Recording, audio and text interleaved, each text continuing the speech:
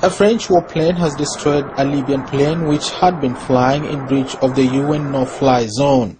It is the first incident of its kind since enforcement of the no-fly zone began. We are now applying sustained and relenting pressure on the Libyan armed forces.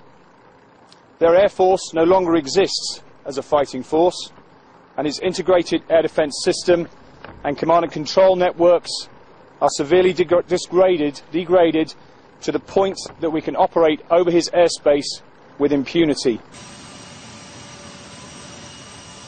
This happened as US President Barack Obama cut short his Latin American trip for a few hours to tend to the ongoing situation in Libya. Obama says the US Army will in a few days pull back and let NATO forces take the lead. We are going to be examining all our options, but our first task right now is to shape the environment so that Gaddafi's forces can't attack his own people, maintain the no-fly zone, and the United States' role once that environment is shaped is actually significantly reduced because we've got a broad-based international coalition, including Arab states, that believe in the same thing that we do. I had discussions with Prime Minister Cameron and President Sarkozy today. In fact, NATO is meeting today as we speak to work out some of the mechanisms for command and control. UN Security Council meeting held yesterday agreed with the plan, although Germany has pulled out. UN Chief Ban Ki-moon was however optimistic of achieving positive results in Libya. I'm confident that this situation will end by the action taken by the international community.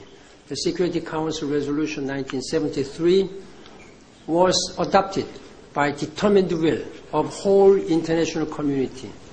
Colonel Gaddafi, he cannot and should not and must not fight alone against the whole. He cannot do that. NATO members have been holding talks about assuming responsibility for the no-fly zone over Libya, so far without agreement. The US is keen to relinquish its current control, but there are disagreements about who should take on the role and what the exact terms of engagement would be. But in a quick rejoinder, Colonel Muammar Gaddafi has maintained that he is not letting go.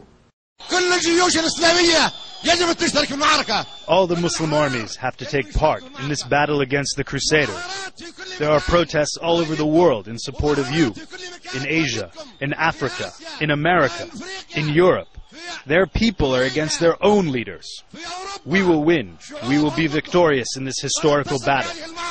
I am ready at any time, awake or asleep, to defend the country. This is our weapon. Who in the world can distribute arms to his people if he does not trust his people? Dozens of coalition missiles have already hit military bases, with the aim of ending Colonel Muammar Gaddafi's ability to launch air attacks. Aaron Chen, MAC TV News.